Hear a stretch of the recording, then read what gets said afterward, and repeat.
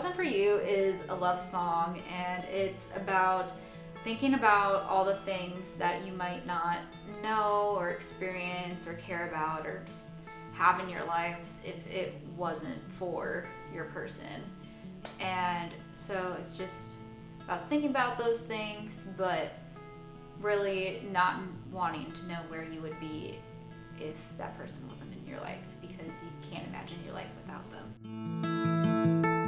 This is one of those songs where I can't exactly remember where the idea came from. I was writing with Sammy Kay and Paige Kane Johnson, and it was probably one of those writes where you just scroll through your notes app to see if any ideas jump out at you, and you pick one and you decide to roll with it and write it. So I imagine the title, If It Wasn't For You, was probably in a note and then built around that, since that seems to be the go-to with a lot of things. So maybe a little bit of context, but otherwise, yeah, I don't know where the idea actually was from, of where the idea came from when it was written into the notes app.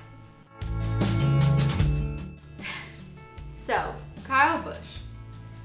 My mom thinks it's funny that he's in this song, and it's purely random, really, is what it is that we were writing the first verse, and we wanted to think of like a sports person who we wouldn't, like the character wouldn't know who that person is if it weren't for their partner.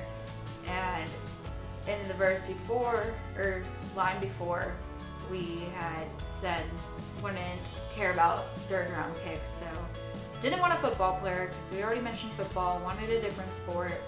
We had, and I bet I wouldn't know who da-da-da is, and so we needed like 2-3 syllables for the name, and it had to be someone who isn't well known outside of their sport, right? Like Michael Jordan, if you don't care about basketball, you still know of Michael Jordan.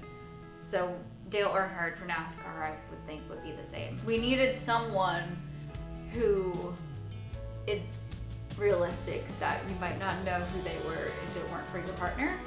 And so it was that, and then also the number of syllables to fit into the melody and the phrasing and everything. So it was purely random. It wasn't anything against Kyle Busch.